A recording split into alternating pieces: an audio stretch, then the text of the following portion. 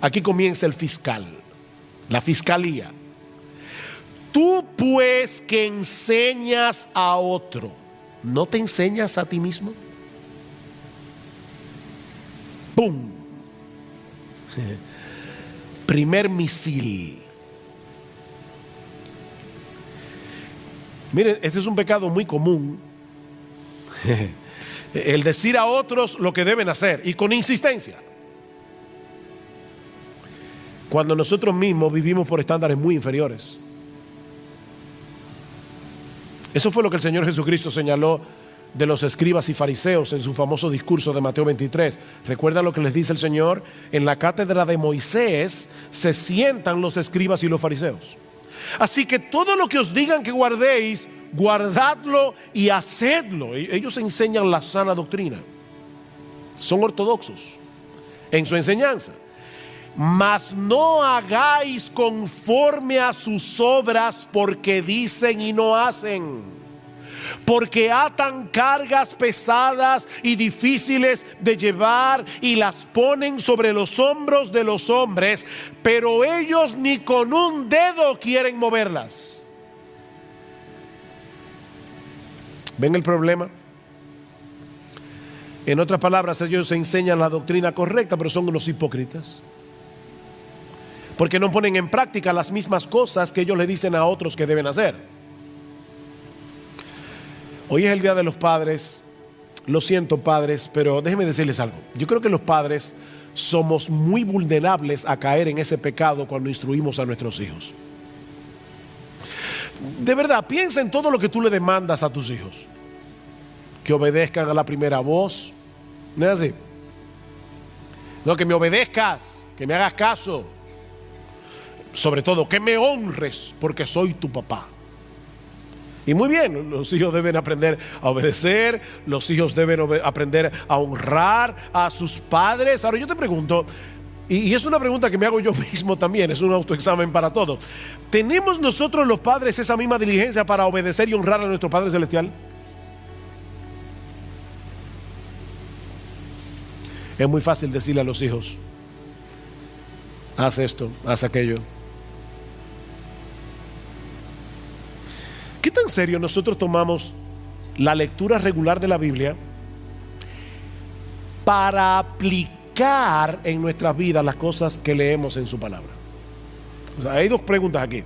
¿Qué tan en serio tú tomas la lectura regular de la Biblia? Porque eso es escuchar a tu padre. Tú le dices a tus hijos, tú no le dices a tus hijos: oye, que me oigas. A veces tú le estás hablando a tus hijos y ellos están con un celular. ¿Ha pasado eso? Y tú le dices: no, apaga el celular y escúchame. Yo a veces me imagino a Dios diciendo lo mismo, que apague el celular ese y que me escuche. Y Él habla a través de su palabra. Entonces nosotros le decimos a nuestros hijos: escúchame. Y Dios te dice: sí, escúchame, que yo soy tu padre, escúchame. Y no me escuches simplemente para decir que hiciste el devocional. Escúchame para hacer lo que leíste. Escúchame. Dice Martin Lloyd-Jones, hablando de este problema: cuando lees tu Biblia día tras día, ¿te aplicas su verdad a ti mismo? ¿Qué pretendes cuando lees la Biblia?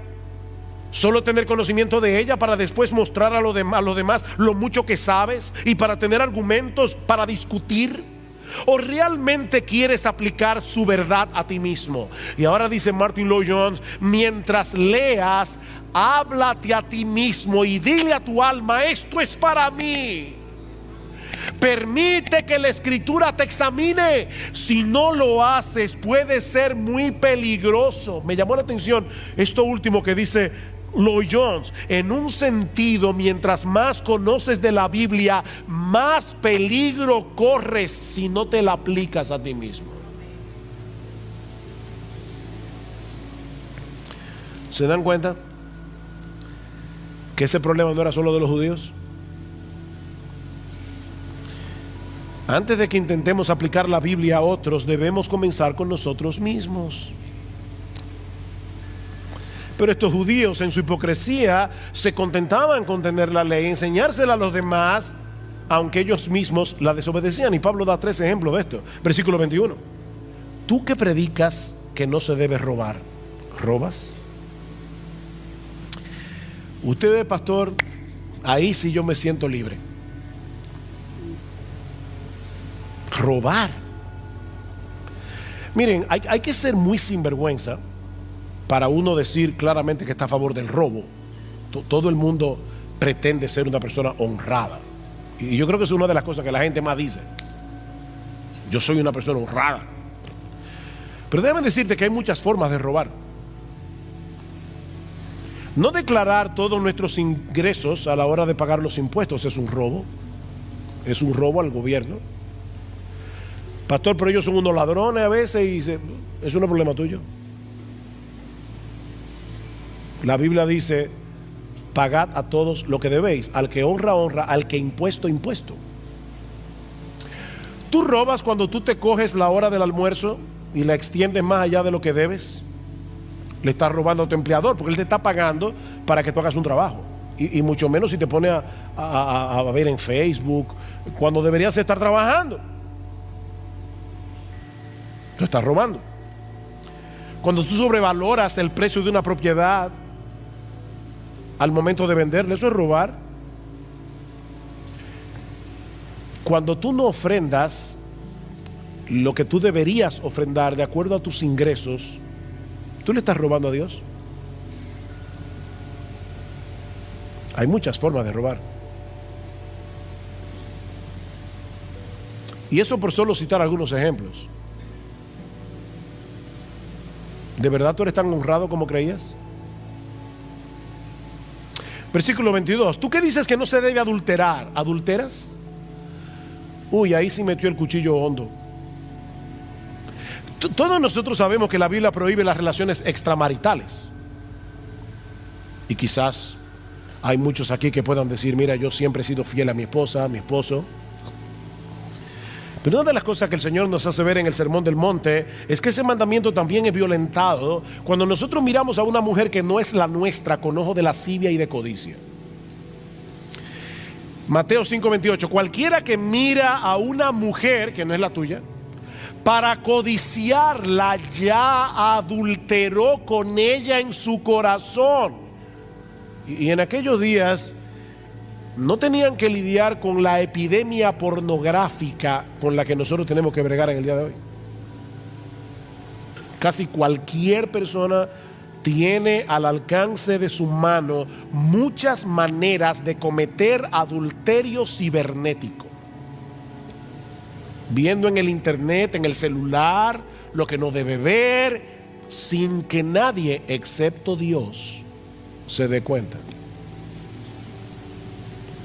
Y otra vez yo te pregunto, ¿tú sigues pensando de ti mismo que eres una persona tan intachable moralmente hablando y que no necesitas del evangelio? O sea, tú nunca has codiciado tener lo que otro tiene, ni nunca se te han ido los ojos detrás de una mujer que no es la tuya, nunca.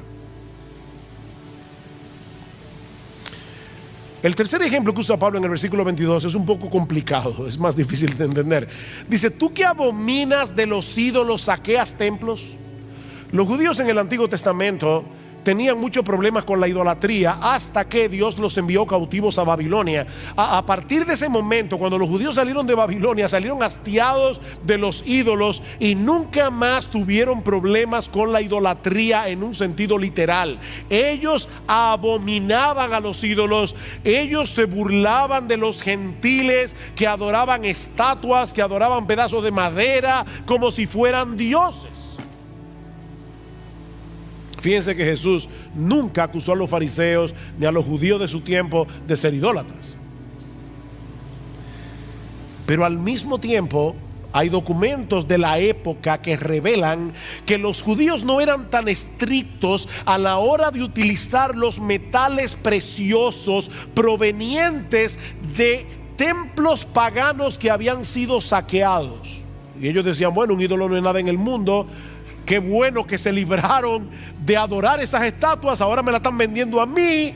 Y ellos tomaban el oro y la plata de esos templos saqueados, a pesar de que Dios en Deuteronomio capítulo 7 versículo 25 había dicho explícitamente que las esculturas de los dioses paganos debían ser quemadas en el fuego. Dice: no codiciarás plata ni oro de ellas para tomarlos para ti, para que no tropieces en ello, pues es abominación a Jehová tu Dios. Y aparentemente es de eso que Pablo está hablando aquí.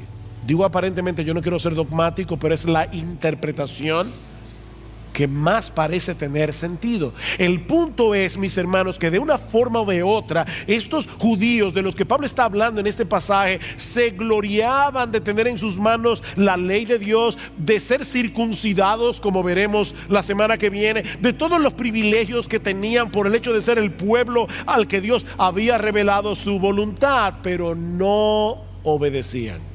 Eran oidores olvidadizos. No olvides suscribirte y seguirnos para que no te pierdas ninguno de nuestros videos.